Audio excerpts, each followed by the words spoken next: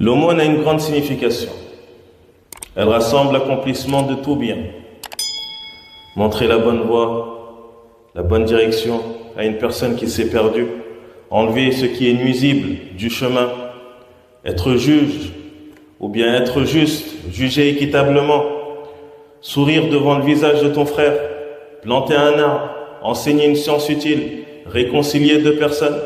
La bonne parole est aussi une aumône. Donc l'aumône, c'est pas le fait seulement de donner de l'argent, mais l'aumône, ça englobe beaucoup de biens. L'aumône donnée volontairement est une preuve de la sincérité de la foi. Le prophète sallallahu alayhi wa sallam dit « As-sadaqatu burhan » et l'aumône est une preuve, c'est une preuve de la foi de la personne.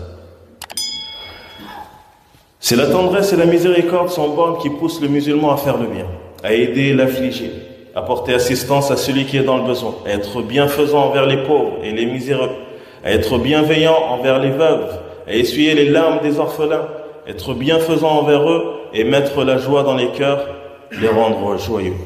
Allah Azza wa Jal dit, ceux et celles qui font la charité et qui ont fait à Allah un prêt sincère, cela leur sera multiplié et ils auront une généreuse récompense. Et Allah Azza wa Jal dit aussi, et toute dépense que vous faites dans le bien, il la remplace et c'est lui le meilleur des donateurs. Al-Mufassiroun, ceux qui ont expliqué le Coran ont dit, il vous remplace ce que vous dépensez dans ce monde. Yani Allah Azza wa Jal vous remplace ce que vous avez dépensé dans ce monde-là et dans l'autre monde aussi. Et il vous donnera une grande récompense. Le prophète sallallahu alayhi wa sallam dit, chaque jour lorsque le serviteur se réveille, deux anges descendent et l'un d'entre eux dit, ô Seigneur, donne à celui qui dépense dans le bien. Et l'autre dit, ô Seigneur, donne l'altération, yani la dégradation à celui qui ne dépense pas dans ton sentier. Et d'après Abu Huraira radiyallahu anhu, un homme est venu chez le messager d'Allah sallallahu alayhi wa sallam et lui a demandé, ô messager d'Allah, quelle est l'aumône la plus grande en termes de récompense? Le prophète sallallahu alayhi wa sallam lui répondit, que tu fasses une aumône alors que tu es en bonne santé, avare, craignant la pauvreté et espérant la richesse. Ne t'attarde pas jusqu'à ce que le souffle de la vie remonte à ta gorge et que tu dises, à un tel revient telle et telle chose en héritage, et à un tel, telle et telle autre chose. La meilleure aumône, c'est l'aumône que tu fais alors que tu es en bonne santé. Car quand tu es malade, c'est plus facile de faire l'aumône, car tu sais que tu te rapproches de la mort. Mais quand tu es en bonne santé, la mort, tu la vois un peu lointain. Donc c'est un petit peu difficile de sortir cet argent-là. Et que tu es avare. On a tous cette part d'avarice au fond de nous. Ce qu'on aime, on n'aime pas le partager. On veut le garder pour nous. Et que tu crains la pauvreté. Tu as un peu d'argent, tu es en bonne santé, tu crains la pauvreté, tout ça c'est des causes qui font que tu as envie de garder cet argent pour toi. Mais là, tu le dépenses, fils sabilillah. Tu le dépenses dans le sentier d'Allah. Tu aides les nécessiteux. Tu donnes aux pauvres. Quand il y a des constructions de mosquées, tu participes. Quand il y a un bien à faire, tu le fais. Alors que tu aimes cet argent et que tu veux le garder pour toi. Donc tout ça, c'est des preuves qui montrent ta sincérité. Qui montrent que ce que tu es en train de faire, tu le fais pour Allah et pour personne d'autre. Car ce ne serait pas pour Allah, cet argent, tu l'aurais gardé pour toi. Donc, as-sadaqatu burhan. L'aumône, c'est une preuve sur la sincérité de la personne, sur ta foi. Lorsque les hommes seront ressuscités le jour du jugement, que les tourments s'aggraveront et que le soleil se rapprochera des têtes des créatures, ceux qui donnaient l'aumône seront sous l'ombre du trône d'Allah subhanahu wa ta'ala et leurs aumônes les protégeront du feu de l'enfer, comme elle a été mentionnée dans le hadith où le prophète sallallahu alayhi wa sallam nous dit, il y a 7 catégories de gens qu'Allah mettra sous son ombre le jour où il n'y aura pas d'autre ombre que la sienne. Et parmi eux, un homme qui donna une aumône qu'il cacha jusqu'à ce que sa main gauche ne sût ce que sa main droite dépensa. Tu as des gens, quand ils veulent faire l'aumône, ils le cachent tellement qu'eux-mêmes, des fois, ils ne savent pas ce qu'ils ont sorti. Il ouvre son portefeuille, ce qu'il trouve, il le sort, sans regarder ce que c'est. C'est un billet de 5, c'est un billet de 50, c'est un billet de 200. Lui, il veut juste sortir pour Allah subhanahu wa ta'ala. Il ne veut même pas savoir combien il a sorti. Car il attend la récompense d'Allah subhanahu wa ta'ala. Ces personnes-là seront sous l'ombre du trône d'Allah yawm al-qiyam. Et parmi les mérites de l'aumône, on l'a fait accroître jusqu'à ce qu'elle soit comme une montagne. D'après Abu Huraira, le prophète sallallahu alayhi wa sallam a dit: quiconque donne une portion de date en aumône provenant d'un bon gain, c'est-à-dire d'un gain qui est légal, qui est halal, et Allah n'accepte que ce qui est bon. C'est-à-dire que tu ne peux pas donner quelque chose qui vient du haram. Tu ne vas pas aller voler pour ensuite donner des aumônes. Tu ne vas pas contracter un crédit avec du riba pour aller faire des aumônes. Car Allah est bon et n'accepte que ce qui est bon. Alors Allah l'acceptera de sa main droite. Puis il la fera accroître pour celui qui l'a donné, comme vous élevez votre poulain, jusqu'à ce qu'elle soit comme une montagne. Et parmi ses mérites, elle éteint les péchés et la colère du Seigneur. Comme il a été mentionné dans le hadith où le prophète sallallahu alayhi wa sallam dit: vous indiquerai-je les portes du bien? Le jeûne est une protection et l'aumône éteint le péché comme l'eau éteint le feu. C'est-à-dire qu'en donnant des aumônes, Allah Azza wa Jal, il t'efface des péchés. Et dans le hadith, le prophète sallallahu alayhi wa sallam dit: l'aumône donnée en secret éteint la colère du Seigneur.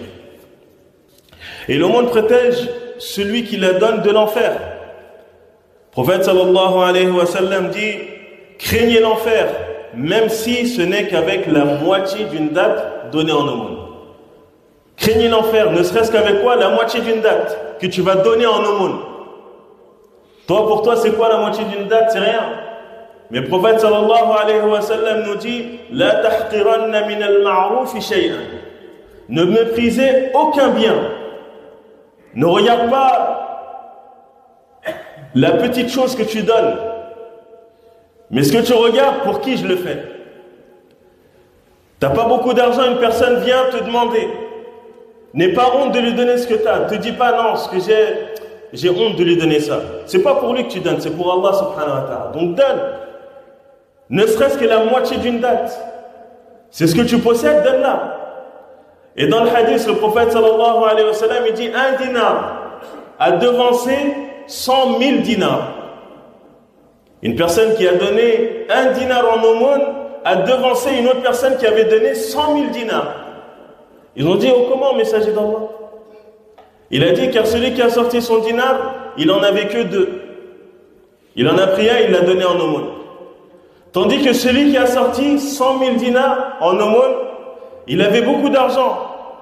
Il est parti, il a pris parmi son argent 100 000 dinars et il l'a donné en aumône. Ça veut dire que l'aumône du premier, elle est meilleure auprès d'Allah que l'aumône du deuxième. Alors que le deuxième a donné plus que le premier. Donc le but, c'est pas la quantité, c'est pas ce que tu donnes. Mais c'est la crainte que tu as dans le cœur, c'est la piété qui t'a poussé à faire cette aumône. Et c'est ça qu'Allah attend de nous. L'aumône nettoie et purifie les âmes. Allah Azza wa Jal dit: prélève de leurs biens une sadaqa, une aumône, par laquelle tu les purifies et les bénis. C'est-à-dire que par l'aumône, Allah il purifie tes biens. Il purifie ta propre personne. Avec l'aumône, nous rendons les pauvres joyeux. Et mettre la joie dans le cœur des gens fait partie des meilleures actions. Le prophète sallallahu alayhi wa sallam a dit: la meilleure action est que tu rendes ton frère croyant joyeux, ou que tu acquittes sa dette, ou que tu lui donnes à manger. Donc parmi les meilleures actions que tu peux faire, la joie que tu vas rentrer dans le cœur de ton frère croyant. Miskin, il a des dettes, il a des factures impayées, il a des problèmes avec son loyer, il a même des problèmes à faire les courses chez lui. Que tu viens, que tu lui donnes l'aumône, que tu fasses rentrer une grande joie dans son cœur. Ça fait partie des meilleures des actions que tu peux faire. L'aumône ne diminue pas l'argent. Mais c'est une cause pour son augmentation et sa bénédiction. Et Allah Azza wa Jal survient aux besoins de celui qui donne l'aumône. Le récompense et l'aide. Le prophète sallallahu alayhi wa sallam dit, dépense, Allah dépensera pour toi. Yani, il subviendra à tes besoins. Et l'aumône ne diminue pas l'argent. Le prophète sallallahu alayhi wa sallam dit que l'aumône ne diminue pas l'argent de la personne qui fait l'aumône. Ça, il faut qu'on l'assimile. Quand tu donnes de l'argent en aumône, mets-toi en tête que cet argent que je donne, elle ne va pas diminuer mon argent. Pourquoi? Car le prophète l'a dit, sallallahu alayhi wa sallam. Wa ma yantiqu anil hawa. Il ne parle pas sous les effets de la passion. Certes, l'argent, ça fait partie des choses que l'être humain aime le plus. Allah Azza wa Jal dit وَلَن تَنَالُوا الْبِرَّ حَتَّى تُنْفِقُوا مِمَّا تُحِبُّونَ. Et vous n'atteindrez la piété que lorsque vous donnerez ce que vous aimez le plus. Tu aimes l'argent, donc donne-le. C'est difficile, force-toi. Et plus c'est difficile, plus la récompense est énorme. Et plus tu donnes sincèrement à Allah, plus Allah il te le rend ici-bas avant au-delà. Donc on n'ait pas peur de la pauvreté. Quand une porte elle s'ouvre à toi pour l'aumône, fais l'aumône. Donne ce que tu peux donner. Surtout si Allah il t'a élargi, il a élargi ta subsistance, il t'a donné alhamdulillah. Ne sois pas avare. Surtout si tu as été quelqu'un qui a connu la pauvreté avant la richesse. Donc tu sais c'est quoi la pauvreté. Tu sais c'est quoi le besoin. Donc n'oublie pas d'où tu viens. Donne à ceux qui sont dans le besoin. Cherche les gens qui sont autour de toi, parmi les gens de ta famille, les gens de ton entourage, les gens dans le besoin. Cherche, recherche-les et donne-leur. C'est leur droit. L'argent qui t'a été donné, c'est Allah qui te l'a donné. Tu ne te l'es pas octroyé à toi-même. Et Allah, il a certains droits sur chaque bienfait qu'il donne à son serviteur. Et des fois, une porte de bien, elle s'ouvre à toi. Tu as moyen de faire du khayr, de donner. Tu refuses de le faire. Et par punition, Allah, il fait descendre une épreuve sur toi. Allez, ta voiture, elle tombe en panne. Tu tombes malade. Il faut que tu dépenses temps et temps. Alors qu'il se pourrait que si tu avais fait l'aumône, lorsque cette porte-là s'est ouverte à toi, Allah il t'aurait préservé de ce châtiment-là et de cette épreuve-là. Quand la porte s'ouvre à toi, donne ce que tu peux donner. Tu ne peux pas donner beaucoup, donne ce que tu peux donner. Mais allez. Mais il ne faut pas qu'on suit nos passions. Il ne faut pas qu'on suit nos avarices, notre avarice. Car on a tous cette part d'avarice au fond de nous. Mais il faut qu'on la combatte. Le prophète sallallahu alayhi wa sallam nous dit soignez vos malades avec l'aumône. Donc l'aumône aussi c'est une cause pour soigner la maladie. Donnez l'aumône les malades. Donnez l'aumône. Selon Omar ibn Auf, le messager d'Allah sallallahu alayhi wa sallam a dit l'aumône du musulman allonge la vie. Elle empêche d'avoir une mauvaise mort, une mauvaise fin. Et Allah fait partir avec elle l'orgueil et la fierté. Et il dit aussi sallallahu alayhi wa sallam accomplir de bonnes œuvres protège contre la mauvaise fin, les fléaux, les épidémies et les pertes rapportés par Al-Hakim. Et le prophète sallallahu alayhi wa sallam dans un hadith il dit ceux qui détiennent le plus d'argent entre vous sont ceux qui auront le moins de récompenses yawm al-qiyamah. Ceux qui détiennent le plus d'argent, yawm al-qiyamah, ils seront ceux qui auront le moins de récompenses. Si ce n'est une personne qui a dépensé devant, à droite, à gauche et derrière lui. Si ce n'est cette personne-là, les gens qui ont le plus aujourd'hui, yawm al-qiyamah, ils seront les gens qui auront le moins.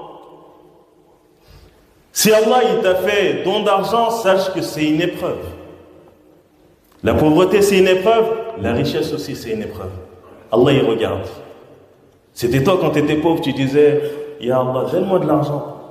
Quand j'aurai beaucoup d'argent, Inch'Allah, je vais aider les pauvres. Je vais construire des mosquées. Je vais aider les gens qui sont dans le besoin. Je vais aider les veuves qui sont avec des enfants, qui n'ont pas de mari, qui sont dans le besoin. Tu as dit ça, tu as oublié toi. Allah il n'a pas oublié. Ensuite, il t'a donné de l'argent. Toutes ces promesses-là que tu avais prises, tout ce que tu avais dit que tu allais faire, est-ce que tu l'as fait? Est-ce que tu le fais? Yawm al-Qiyamah, tu seras questionné. On te demandera.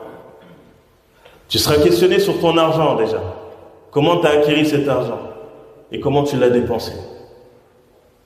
Cet argent, il ne t'appartient pas. C'est Allah qui te l'a donné. C'est un dépôt qui est auprès de toi. Et tu dois de donner ce que tu dois donner. C'est dur, mais tu fais les efforts qu'il faut. Car si tu ne le fais pas, ça sera un très grand regret, Yawm al-Qiyamah. Le jour où les regrets ne serviront à rien, ce sera trop tard. Celui qui va mourir, il va vouloir revenir sur terre pour faire quoi? Pour donner l'aumône. Pourquoi tu ne l'as pas donné pendant que tu étais en vie? Tu croyais que tu étais éternel? Tu as oublié que c'était Allah qui t'a donné? Du jour au lendemain, il peut te le reprendre. Et plus tu vas donner, plus il va te donner. Donc de quoi on a peur? Qu'Allah Azza wa Jal nous accorde une bonne fin. Rabbana atina fid dunya